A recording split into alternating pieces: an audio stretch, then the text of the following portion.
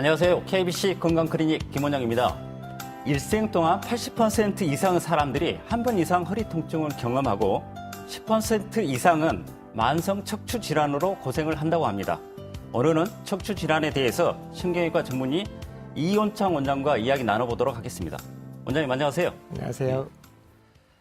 원장님 이제 흔히 척추는 우리 몸의 기둥, 중심이라고 하는데 척추는 어떻게 구성되어 있습니까?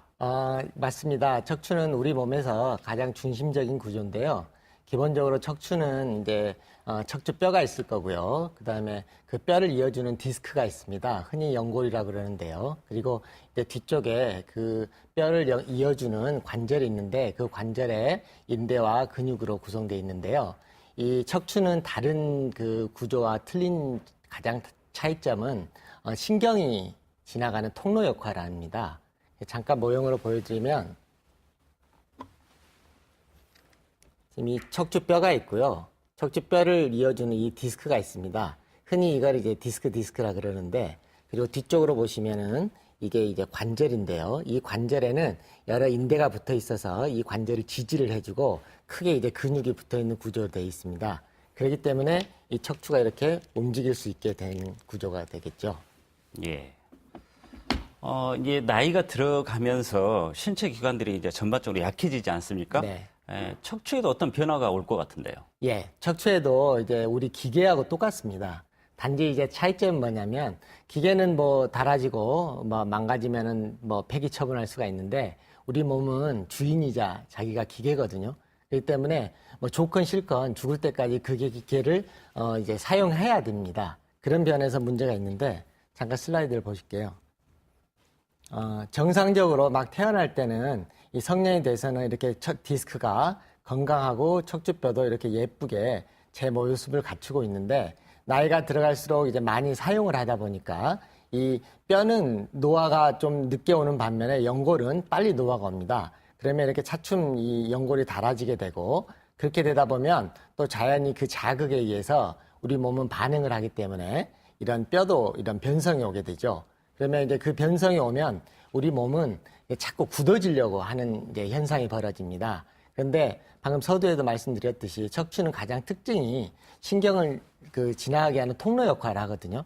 그러니까 다른 관절들은 이제 뭐 부자연스럽게 못 움직일 수는 있지만 그 자체가 그냥 안정화되는 현상에 속한데 이 척추는 그런 현상들이 신경을 지나가는 통로를 방해를 하는 역할을 합니다. 그래서 흔히 이제 많이 들어보셨을 건데 척추관 협착증 같은 병들은 그 통로가 막혀서 오는 그런 대표적인 질환이거든요.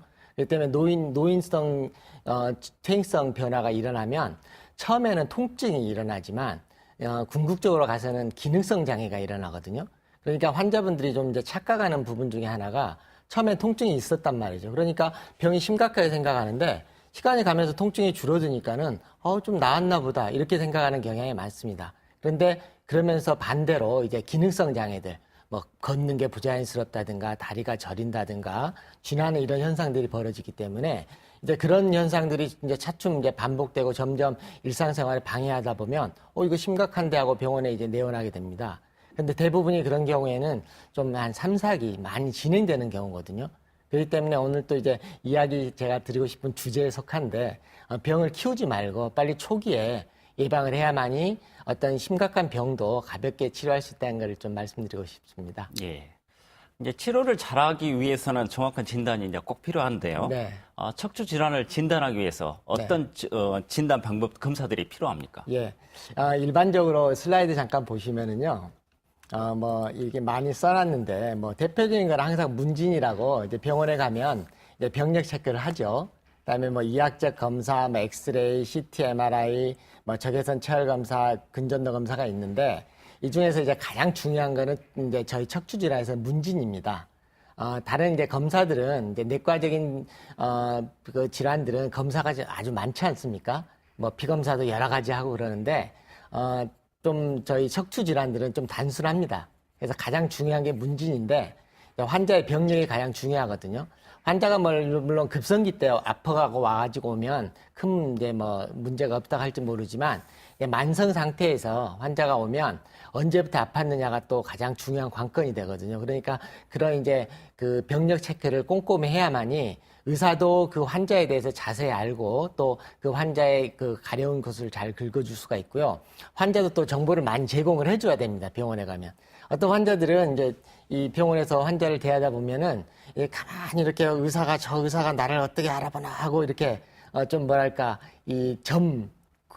가서 점집 가서 이렇게 이 사람이 뭐라고 하는가 이렇게 물어보는 이게 곰곰이 이렇게 체크하는 사람이 있거든요. 그거는 병원에서는 많이 도움이 안 되는 현상입니다. 그래도 이제 병력 체크를 해보면 이 환자가 어느 쪽에 문제가 있다는 게 이제 대충 저희가 예상이 됩니다. 왜냐하면 이 신경이 재밌는 거는 이 의학 중에서도 이 수학적인 그 부분입니다.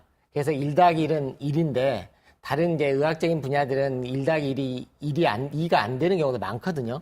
그러니까 신경은 그런데 1 더하기 1은 2가 돼야 됩니다. 그렇기 때문에 증상적으로 이런 증상이 나타나면 거기에 합당한 그 신경근에 어떤 문제점이 있다는 걸 암시하기 때문에 그 부분을 이제 잘 찾아야죠.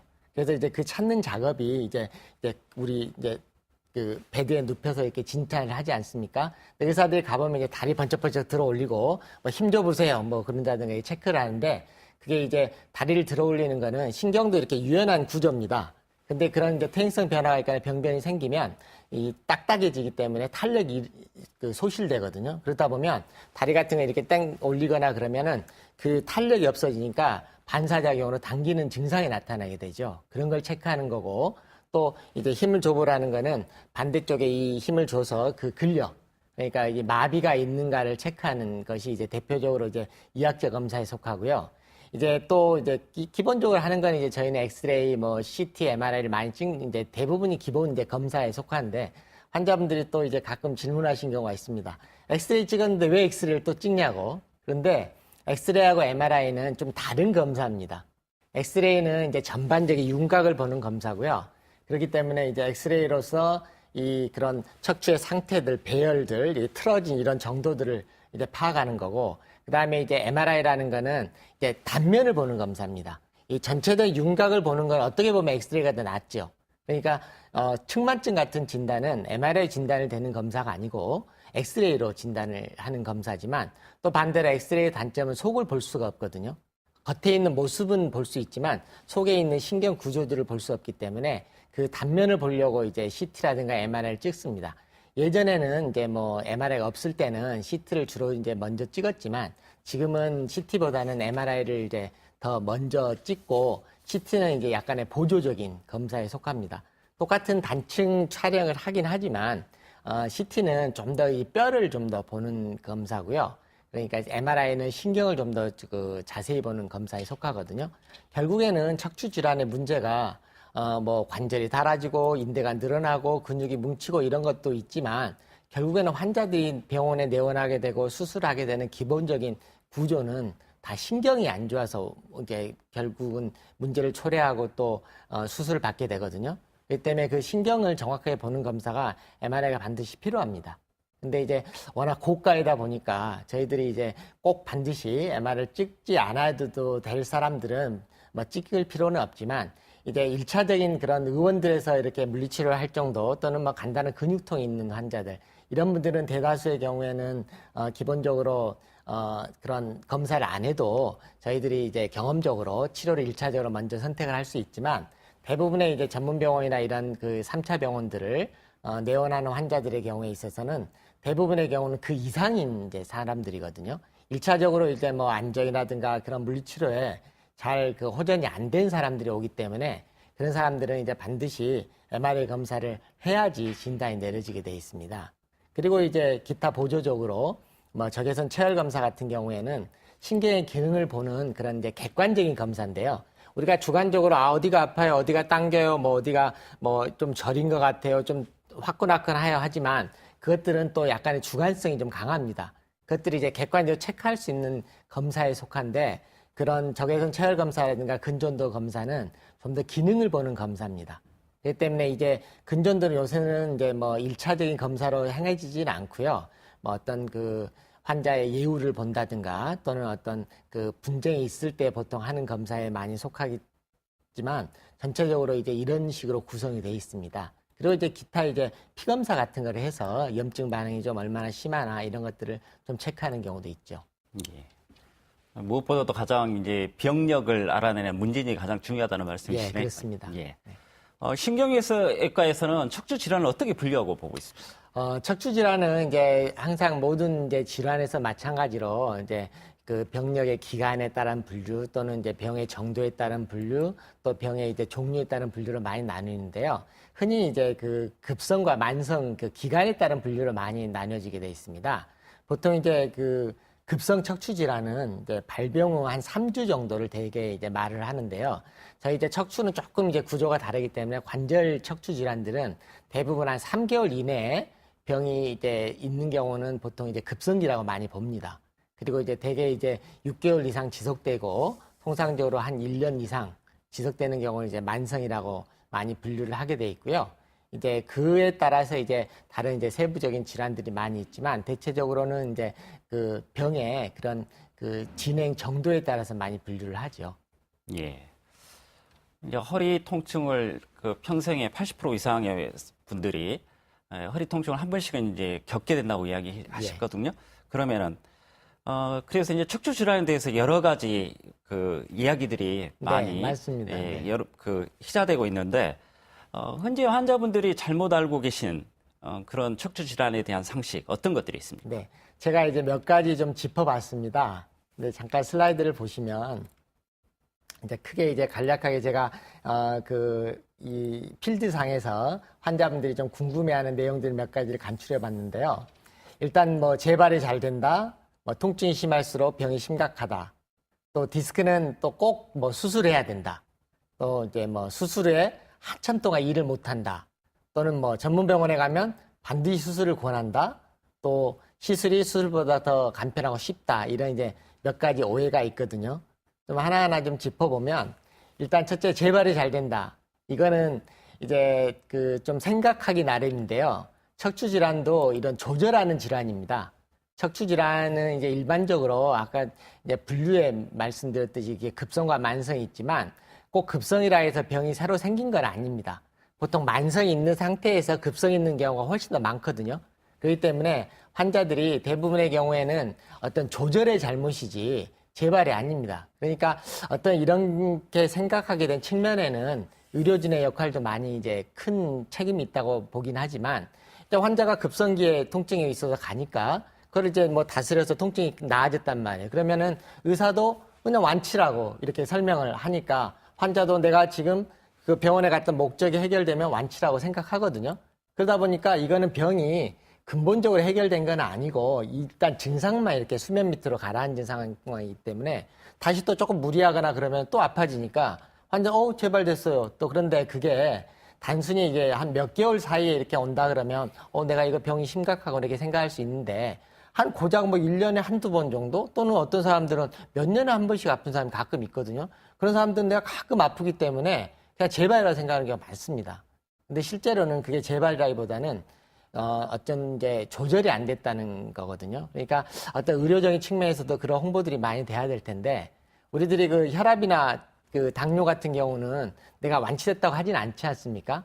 혈압이 내가 약 먹는데 한 120 정도 유지된 사람이 약을 안 먹으니까 140, 50 되니까 재발됐다 이렇게는 하지 않고 내가 이거 조절이 안 됐다 이렇게 말을 하거든요. 그러니까 그런 부분에서 척추는 재발이 잘 되는 질환이 아니라 조절을 내가 못한 질환이라는 게 이제 그 좀 잘못된 그런 그 편견이고요. 두 번째로는 이제 통증이 심할수록 병이 심각하다고 많이 오인을 합니다. 그래서 이렇게 꼼짝 못하게 막 실려와가지고 오면 이거는 굉장히 심각하다고 생각하니까 또 어떻게 보면 의료진이 이거 수술하십시오 하면은 환자들이 더 수술을 잘 하게 되죠. 근데 실제로는 통증이 심하다 해서 반드시 그렇게 어떤 서둘러서 큰 어떤 치료들을 할 필요는 반드시 없습니다.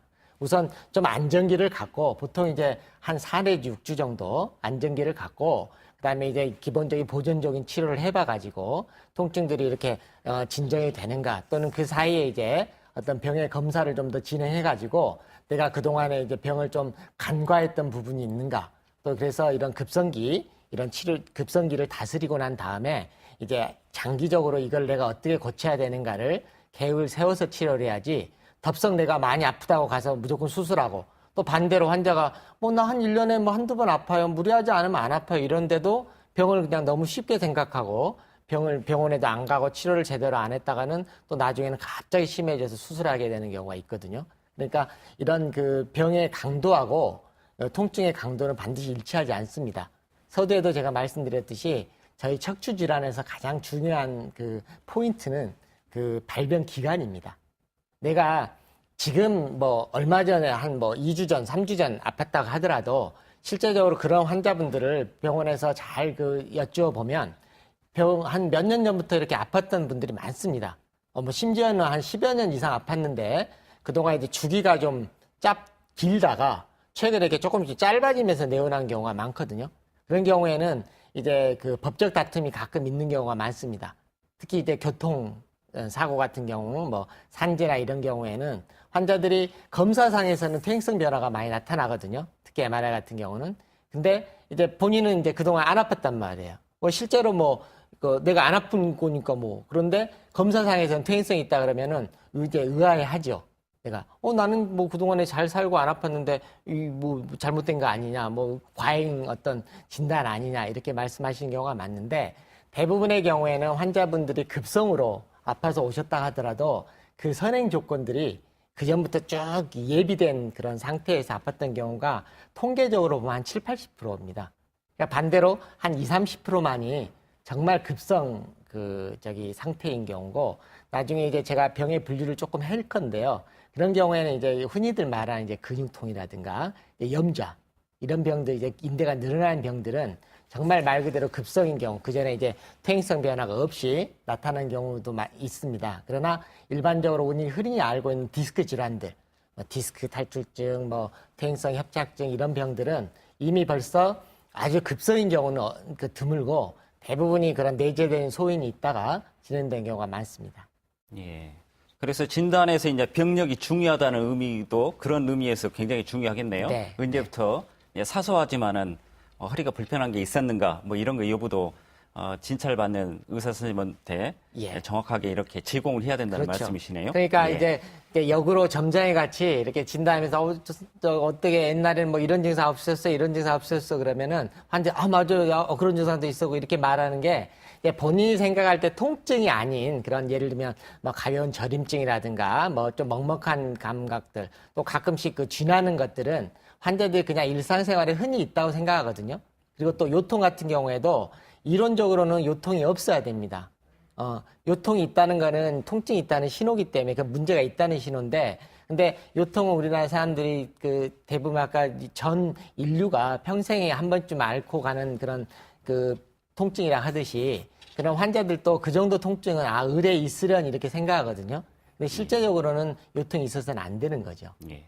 진료실에서 이제 흔히 듣는 질문이실 것 같은데, 네. 디스크는 반드시 수술이 필요한 질환인가요? 그렇지는 않습니다. 원래 그 매스컴에서도 많이 나와 있고 하듯이 디스크 질환들은 그 중에서 고작은 뭐 한 넓게 보면 한 20% 통계적으로 요새는 이제 다른 그 비술적 치료들이 많이 발달됨으로써 수술해야 되는 확률은 요새는 뭐 어떤 통계에 의하면 5% 미만이라고 하는 보고도 있지만 통상적으로는 한 10 내지 20% 정도가 정확한 통계라고 보면 될 것 같습니다. 그런데 이제 그 중에서 유독 이제 우리나라에서도 이제 수술이 이제 많이 부각되는 이유 중에 하나는 이제 그동안에 디스크라는 병들이 좀 많이 이제 묵혀서 환자들이 초기 때 치료를 하면 좀 가벼운 그런 비술적인 치료들로도 충분히 조절이 가능하지만 이 초기를 놓쳐서 대부분이 한 3기 내지 4기에 오시는 경우가 많습니다.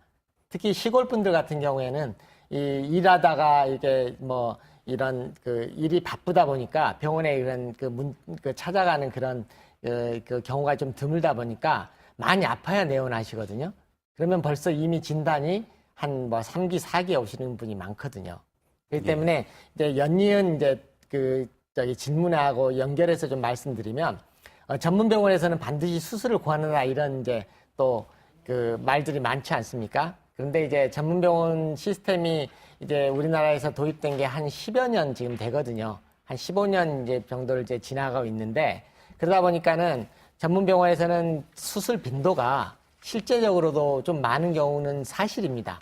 그런데 그 이유 중에 하나가 대부분의 경우는 1차적인 병원에서 잘 치료되지 않는 환자들이 내원하는 경우가 있기 때문에 예전에는 그런 이제 환자들이 주로 이제 전문병원 또는 3차 진료기관에 가서 대학병원에 많이 가서 수술을 하게 된 경우였거든요. 그러니까 이제 대학병원에서는 좀 이제 그 포용할 수 있는 수술의 한계가 있지 않습니까? 그리고 또 정말 심각한 사람들만 수술을 이제 했지만 지금은 이제 그런 수술들이 많이 테크닉도 많이 발달되고 그랬기 때문에 좀 손쉽게 뭐 전신 마취도 안 하고 이런 테크닉적으로 많이 발달돼서 꼭 3차기가 아니더라도 그걸 많이 했던 그런 전문병원에서도 수술을 많이 하는 추세였기 때문에 의외로 이제 그 수술 빈도가 높았을 뿐이지 전체적인 그 수술의 대상은 제가 서두에도 말씀드렸던 수술이 필요한 1, 20%에 해당하는 게 전문병원이나 이렇게 대학병원에 몰리다 보니까 그런 이제 사람들이 오해를 많이 했던 그런 경우 같습니다. 예, 그러니까 전문 병원에서 꼭 수술이 필요한 게 아니라 상대적으로 좀 빈도가 높다는 말씀이시죠? 아, 그렇죠. 예, 알겠습니다. 그리고 또 이제 마지막으로 수술에 한참 동안 일을 못 한다는 이제 말씀을 많이 하는데 그것도 그렇지 않은 게 요새는 시술이 많이 발달돼 가지고 뭐 입원 없이도 당일날 퇴원이 바로 가능한 그런 시술들도 많고요. 수술도 또 뭐 한 2, 3주만 몸 가려를 하면은 또 이 생업에 복귀할 수 있는 그런 치료들도 많기 때문에 이런 것들도 이제 많이 속설이 깨졌다고 볼 수 있겠죠. 예. 그러니까 수술보다 시술이 더 간편하다고 생각하시는 분들도 있던데 어떻습니까? 예, 이거는 이제 한동안 수술이 많이 했다가 이제 수술에 부정적인 생각을 많이 하다 보니까 이제 반대적으로 이제 뭐 한방 치료도 많이 대두가 됐고 그다음에 또 그런 시술들이 수술을 대체할 수 있을 만한 시술들이 많이 발전됐거든요. 그래서 오늘 또 제가 이제 소개시켜드리려고 하는 이제 시술들이 이제 좀 추후에 이제 말씀드릴 건데 그러다 보니까 환자들이 생각할 때는 아무래도 수술보다 간편하니까 상대적으로 이거는 쉬운 방법이다 이렇게 생각하기 쉽거든요. 그렇기 때문에 결과들도 뭐 쉬우니까 뭐 좋겠지 이렇게 생각하고 너도 나도 좀 두서없이 잘 그 판단을 안 하고 시술을 하는 경우가 많습니다. 근데 실제적으로 의사 입장에서 보면 시술이 훨씬 더 수술보다 어렵습니다. 막말로 수술을 이렇게 개복해서 그 병변을 도려내면 되지만 시술은 저희가 모니터를 보고 또는 경험적으로 그 부분을 이 사진하고 맞춰서 뒤져서 해야 되기 때문에 훨씬 어렵거든요. 그러니까 시술은 저희가 할 때 환상을 갖지 말라고 합니다. 환자분들한테. 간편한 건 사실입니다. 간편한 건 사실인데 그게 간편하다고 반드시 쉬운 건 아니거든요. 그렇기 때문에 좀 경험 있는 오히려 더 수술 이상의 경험 있는 그런 전문의하고 잘 상담하셔서 자기의 병을 자기의 몸을 맡기는 게 중요하다고 생각합니다. 예, 그러니까 시술보다 시술이 간편하긴 하지만은 맞습니다. 더 전문성이 더 필요한 예. 것이다. 오히려 수술보다도 수술보다도 예, 그렇습니다. 알겠습니다. 네.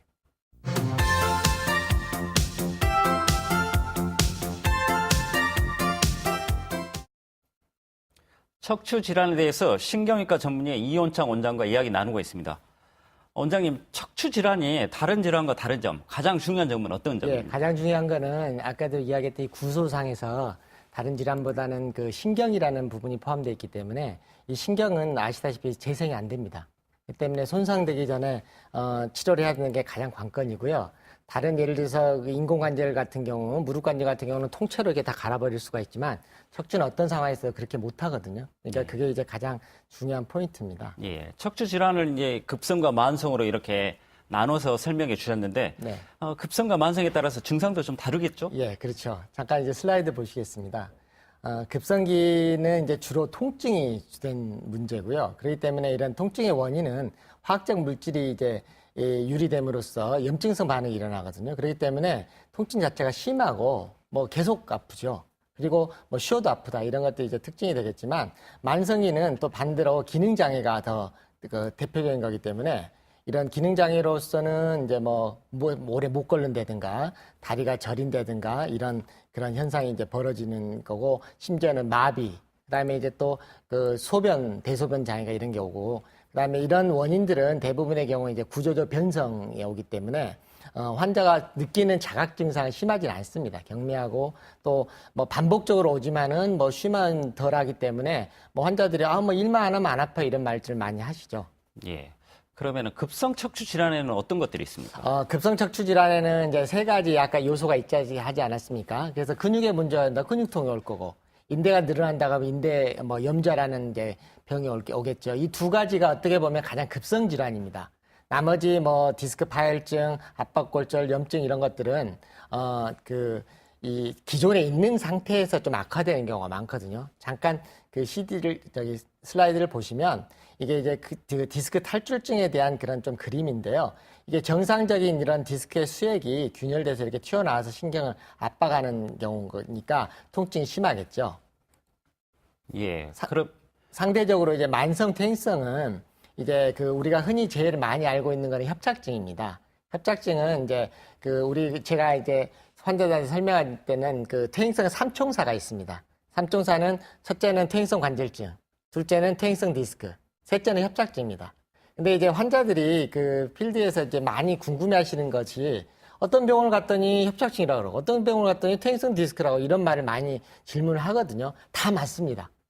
왜냐하면 이 세 가지 요소들은 어떤 요소가 좀 두드러지냐에 따라서 주 진단이 좀 바뀌는 거지 세 가지는 다 공통적으로 가지고 있는 요소들이거든요.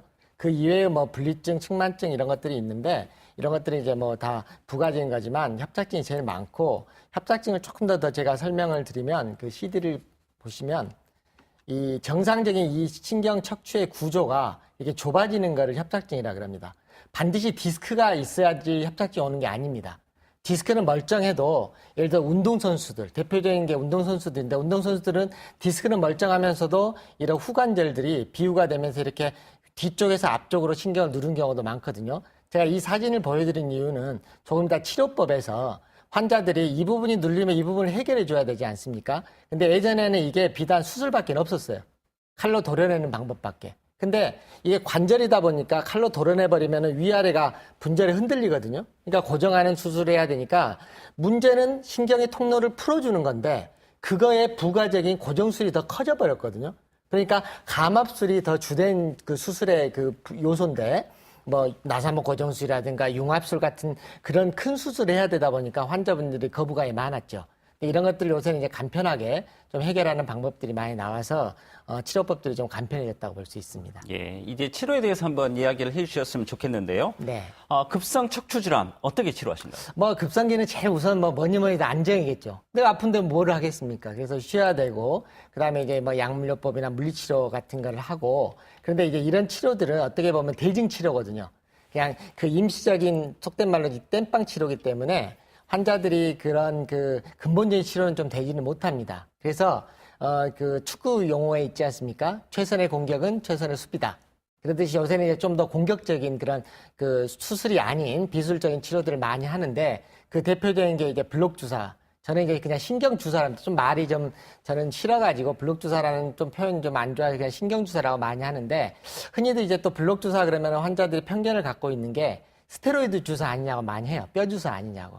근데 그거는 이제 예전의 이야기고 요새는 그런 걸 대체하는 H라지나 이런 특별한 약물들이 개발돼서 아까 말한 급성기 때 통증을 일으키는 그 염증 물질을 청소해주고 녹여주는 또 심지어는 디스크도 좀 녹여주는 그런 약물들을 투여해서 그런 증상을 완화시키고 그다음에 이제 최근에 이제 많이 하는 시술적인 방법에서는 신경 성형술을 많이 하게 되고요. 그리고 이제 뭐 심한 경우에는 이제 수술을 해서 빨리 감압을 시켜줘야 되는 뭐 디스크 제거술, 뭐 감압술 이런 게 있겠습니다. 예. 그러면 만성 척추 질환인 경우에는 어떻게 치료하신가요? 이제 만성기는 이제 좀 치료법이 좀 달라요. 급성기하고는. 일단은 당장에 환자들이 생활을 하면서 그렇게 심하게 아프진 않기 때문에 그런 환자들을 뭐 끄집어서 뭐 당신 수술해야 됩니다. 이런 암하고는 좀 다른 질환이거든요. 어떻게 보면 아무리 심해도 내가 안 아프면 상관없어요. 또 반대로 경미해서 이거는 모든 사람이 보기 이건 무슨 수술하냐 해도 내가 아프고 다른 치료에 반응 안 하면 수술해야 되거든요.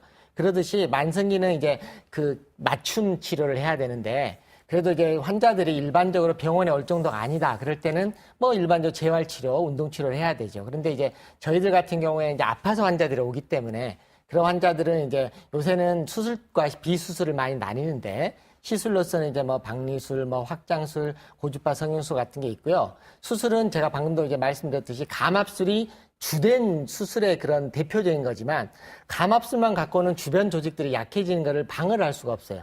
그렇기 때문에 감압술을 하면서 주변에 있는 조직들을 강화를 시켜줘야 되는 수술들이 부가적으로 2차 수술이 같이 따라야 되기 때문에 일반적으로 융합술, 나사목 고정술 해야 되기 때문에 만성기 환자들은 조금 수술은 좀 커지게 되겠죠. 예. 최근에는 이제 수술하지 않고 척추 질환을 치료하는 비수술적 치료법들이 많이 사용되고 있다고 그러는데 어떤 것들이 있습니까? 네. 그래서 이제 전체적으로 만성 급성을 통틀어서 한 20% 정도가 수술의 대상이라고 말씀을 드렸는데 요새는 통계적으로 5% 이하라는 보고도 있는 이유가 그만큼 시술이 많이 발달되어 있습니다. 그래서 요새는 수술과 비수술이 좀 이렇게 분간이 안 될 정도로 뭐 수술 같은 시술이 있는가 하면 시술 같은 수술도 많거든요. 그렇기 때문에 요새는 수술도 많이 개량화돼서 보편화됐지만 또 그와 못지않게 시술도 많이 발달이 돼 있거든요. 슬라이드를 좀 보고 설명을 드리면은 대표적으로 이제 경막외곽 신경 성형술이 있고 박리술이 있고 그다음에 이제 신경공 확장술, 풍선 확장술, 그다음에 고주파 디스크 성형술이 있는데 크게 좀 분류를 하자면 이 경막외곽으로 신경 성형술, 박리술은 약간의 비슷한 치료법이고요. 또 신경공 확장술이나 풍선 확장술은 약간의 좀 다른 기구를 이용했다 뿐이지 어떤 개념은 똑같습니다. 예, 그다음에 이제 디스크를 좀 강화시켜주는 그런 디스크 성형술에서 크게는 이제 세 가지 분류로 나뉠 수가 있고요. 예, 신경 성형술부터 좀 설명을 좀 해주시죠. 네. 이제 신경 성형술은 어떻게 보면 블록술의 좀 변형된 치료입니다. 블록술은 이제 병변 부위에 주사를 놔서 이렇게 모니터를 보고 주사를 놔서 그런 신경을 풀어주는 약물을 투입하는 방법인데요. 그러다 보니까 이 척추 모형에서도 보셨다시피 이렇게 구멍들이 한정이 되어 있습니다. 그렇기 때문에 이 병변에 딱 도달할 수가 없거든요. 그래서 이 부분을 어떻게 좀 잘 도달할 수 있게 할까 해서 고안된 방법인데요. 이 슬라이드를 보시면 이런 꽁지뼈 쪽에 그런 열려진 그런 구멍이 있습니다. 이 안쪽으로 통하는 이 꽁지뼈에 구멍이 있는데요. 이 구멍을 통해서 가는 관을 넣어서 이 병변 부위에 약물을 투입하는 게 성형술입니다. 반면에 박리술이라는 방법은 비슷한 건데 이 카테터가 좀 더 특수 고안된 이런 카테터입니다. 그래서 이거는 이렇게 방향성이 있고요. 좀 더 강하기 때문에 이것은 성형술에 비해서 훨씬 기계적 박리라 그러는데 병변을 이렇게 좀 뚫어줄 수가 있습니다. 그래서 좀 슬라이드를 보시면 결국에는 이 통증이 일으키는 문제가 디스크가 나와서 이렇게 신경을 누르고 협착증이 와서가 아니라 궁극적으로는 이런 찌꺼기 염증 물질들이 쌓여서 거기에 계속 지속적인 자극을 일으키는 거거든요. 근데 이거를 제거를 해야 되는데 예전에는 물리치료나 이런 방법으로는 제거를 할 수가 없거든요. 그래서 이거를 예전에는 이제 하다가 안 되면 수술, 그러니까 중간에 치료가 없었어요. 근데 이거를 그런 특수화된 그런 카테터를 이용해서 하기 때문에 이렇게 이런 특수 카테터를 넣어서 그 방향에 있는 이물질을 제거하는 방법이 신경 박리술이 되겠습니다. 잠깐 동영상을 좀 보시면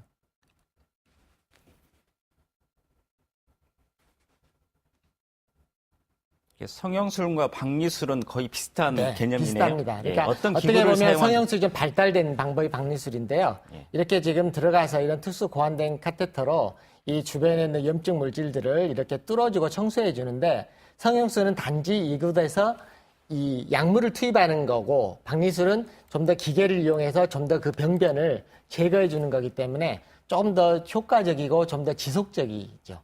예. 그러면 그 다음으로 신경공 확장술은 어떤 것입니까? 이 신경공 확장술은 이제 그러고도 안 되는 환자들이 있습니다. 너무 심한 경우에는 그 병변이 제거가 안 되거든요. 그런 경우에는 이제 좀 더 특수 고안된 그 방법으로 이 슬라이드를 보시면 이렇게 아무리 뚫어도 박리술 갖고 제거가 안 되는 부분이 있거든요. 이런 경우에는 또 수술의 대상이 되겠죠. 그런데 이제 그 전 단계로 이런 특수 이런 기구를 이용해서 이렇게 그 병변을 뚫어주는 이런 시술이 이제 신경공 확장술이 되겠습니다. 이것도 잠깐 슬라이드 동영상을 보시면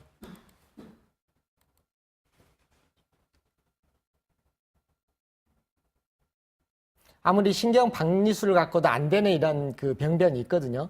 이런 병변은 이제 천상 수술해야 되는데 이렇게 특수 고안된 방법으로 이 신경공을 이렇게 넓혀주면 지금 이 부분의 소통에 대해서 신경의 흐름이 원활하게 되는 이런 치료 방법입니다. 이 방법은 어떻게 보면 좀 더 수술에 접근했다고 보는 다고 생각할 수도 있겠는데요. 이게 뭐 당일날 퇴원이 가능하고 시술 시간도 한 3, 40분이면 간단하고 마취가 세 가지가 있습니다. 국소 마취, 부분 마취, 전신 마취가 있는데 이거는 가장 약한 국소 마취로 가능한 시술이거든요.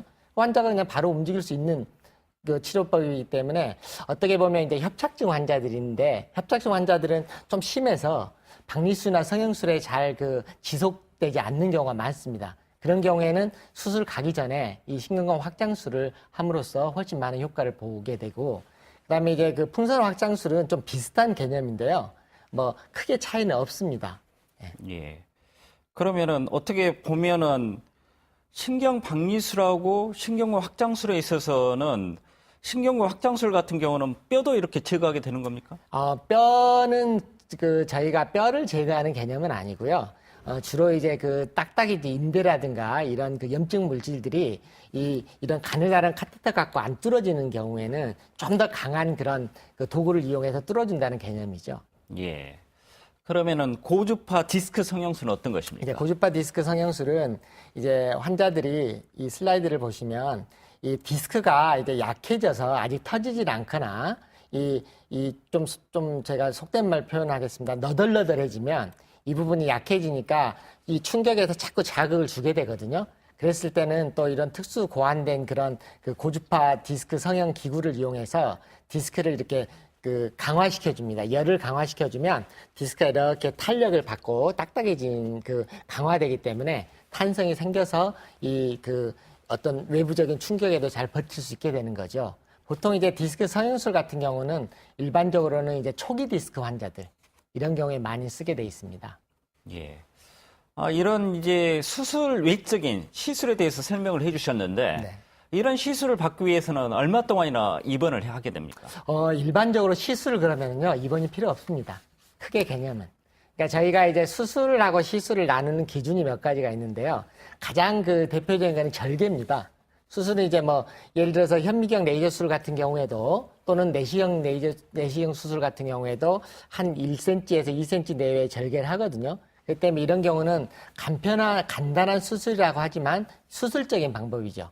근데 이런 경우에는 절개가 거의 필요 없거나 하더라도 한 1, 2mm 정도의 도구가 들어갈 정도의 절개만 하기 때문에 이런 경우는 시술이라고 하거든요. 그래서 입원이 궁극적으로 필요 없습니다. 바로 당일날 아주 뛰어다니거나 이런 과격한 행동은 못하지만 일상생활에 가능하다는 게 가장 장점이고요.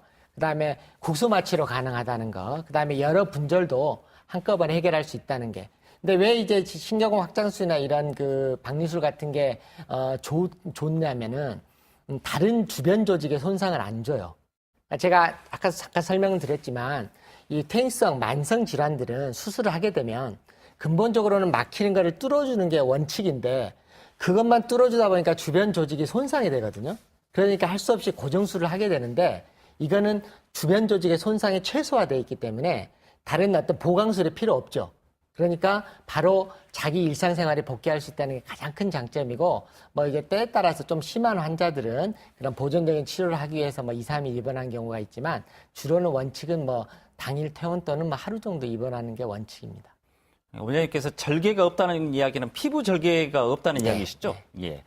그러면 실제 환자 치료 사례를 들어서 한번 이야기를 해 주십시오. 예. 슬라이드를 잠깐 보시면 이게 이제 이분은 젊은 디스크 환자인데요. 38세 여성 환자인데 이렇게 디스크가 심하게 나와 있었습니다.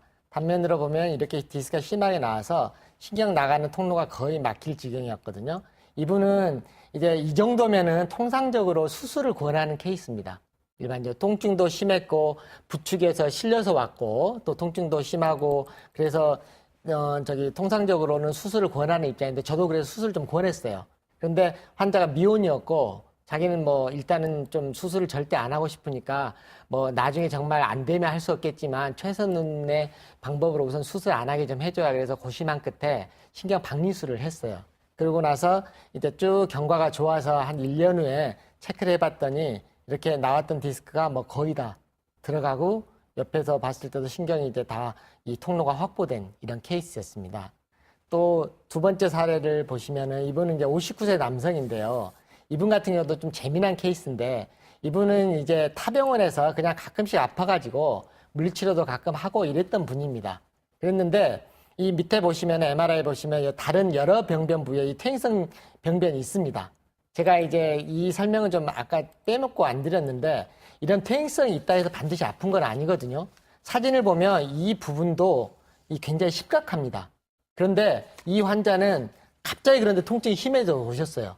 그래서 타병원에서는 퇴행성 때문에 아프지 않은가 하고 생각했는데 MR을 찍어보니까 오히려 멀쩡했던 부위에 이렇게 디스크 탈출증, 디스크가 터졌습니다. 그러니까 퇴행성 있는 데하고 무관한 다른 부위에 디스크가 생겼거든요. 단면을 보시면 이분도 굉장히 이렇게 심각한 디스크가 터져가지고 이거는 기존에 있는 질환과 좀 무관한 부위에 병변이 생겼습니다. 그래서 이분도 고심한 끝에 이 신경 성형술, 박리술을 좀 했는데 이분은 이제 그 아래쪽에 병변이 있다 보니까 조금 여기 도달하기가 좀 박리술로도 좀 어려운 케이스였습니다. 그래서 신경권 확장술, 제가 아까 보여드렸던 신경권 확장술 여기를 바로 직접적으로 접근을 했던 케이스거든요.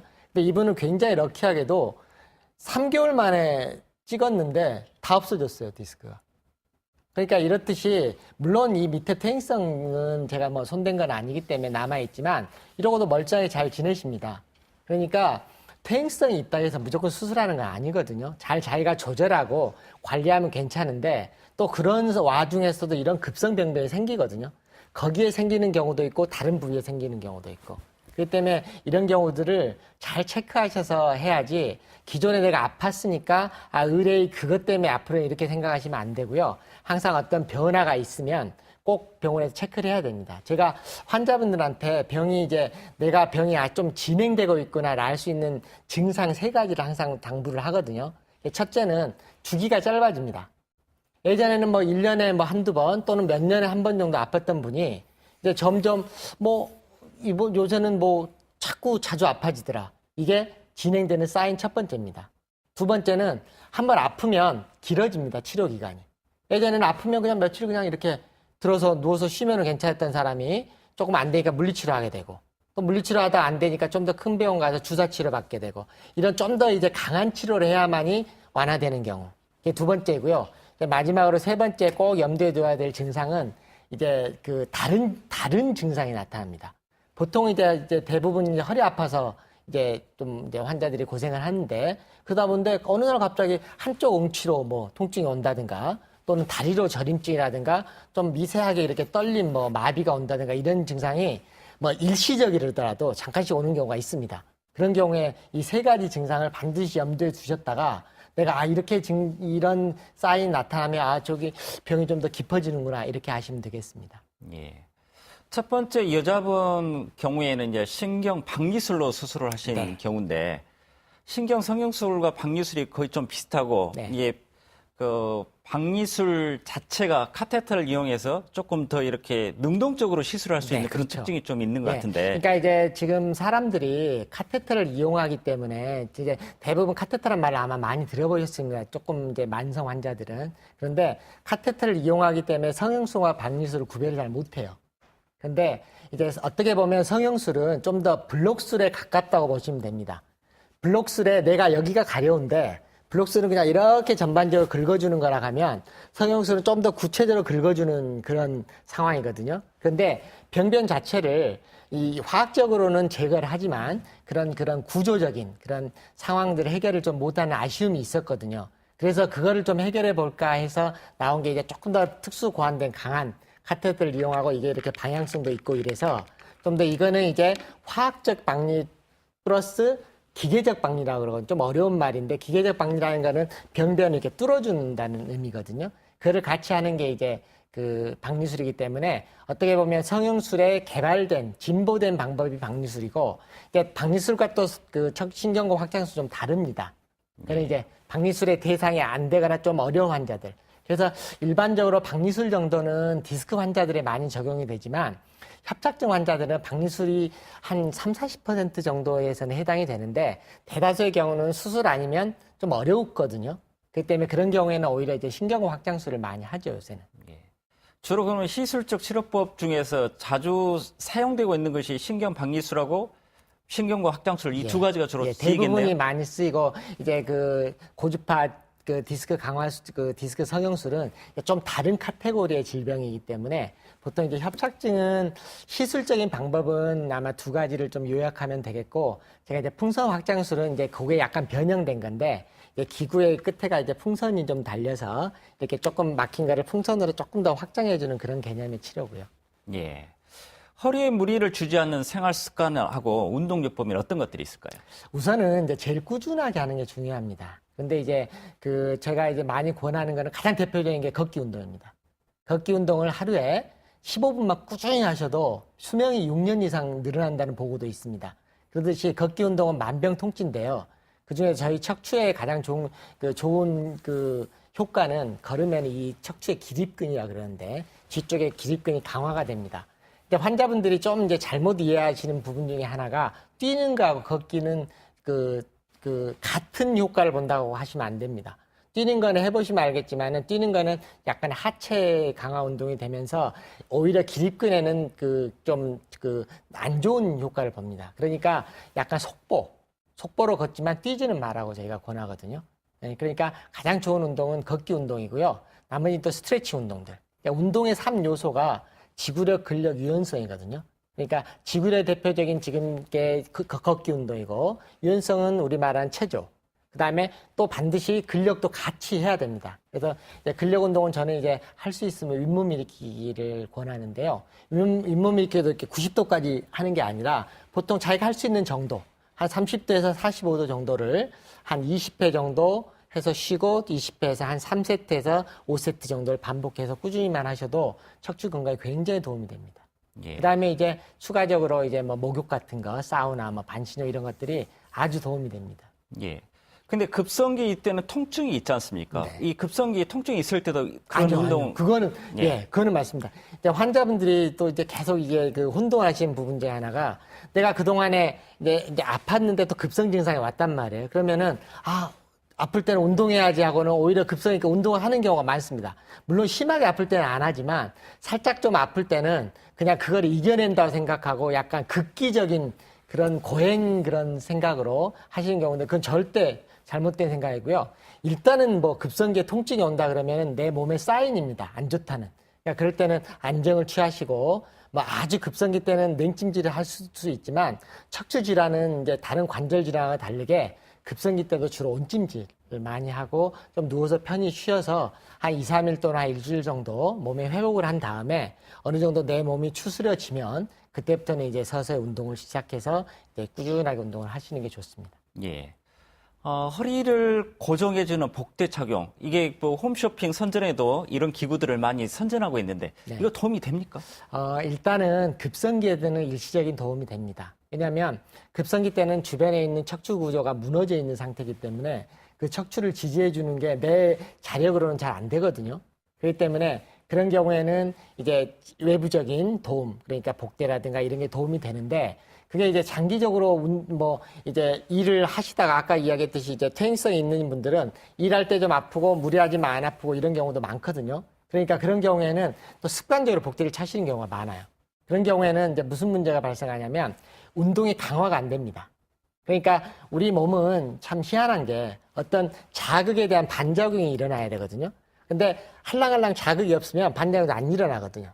그러니까 그 대표적인 예가 소화가 안 된다고 소화제를 자꾸 먹으면 나중에는 소화제에 의존하게 되고 자꾸 소화제를 더 증량하게 되는 거거든요. 복대도 마찬가지로 그때그때 복대에 자꾸 의존하다 보면은 그 기립근이라든가 이렇게 운동이 될 수 있는 그런 여지가 없어집니다. 그러게 되면 자꾸 더 그 부분은 오히려 더 약해지게 되니까 점점 더 강한 복대를 차야 되고 나중에는 수술적인 요법으로 보강할 수밖에 없는 상황이 되는 거죠. 예. 근데 아주 심각한 증세가 나타나기까지 치료를 미루시는 분들이 네. 많이 계신데 척추 질환 제때 치료하지 않으면 어떤 결과가 초래됩니까? 제일 지금 심각한 문제는 마비입니다. 우리 풍하고 비슷한데요. 뇌졸중이라 그러는데 풍이 오면 환자들이 가장 왜 혈압을 치료하냐고 환자들한테 물어보면 풍이 무서워서 당장에 내가 고생도 하지만 내 주변 보호자들이 일단 고생하잖아요. 나를 간병을 해야 되니까 그게 가장 무서운데 척추 질환은 어떻게 보면은 그 가랑비에 옷 젖는 거와 똑같습니다. 예, 소낙비가 오면 사람들은 빨리 피하게 마련이지만 가랑비가 내릴 때는 아예 뭐 좀 맞지 이런 생각을 하는 경우도 많거든요.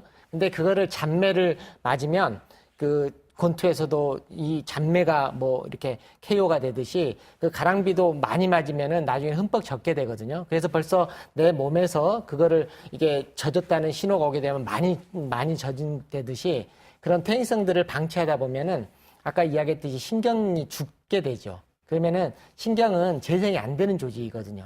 그런데 또 대처가 불가능하죠. 그러니까 우리 몸에서는 신경이 죽은 다음에는 정말 그 어떤 그 해결 방법이 없습니다. 그래서 척추가 어떻게 보면 수술이 좀 안 좋다 하는 속설이 있는 이유도 사람들이 적기에 안 합니다. 관절 질환들은 다 전치환술 같은 방법도 요새 많이 발달되어 있기 때문에 3기, 4기에 해도 예후가 좋습니다.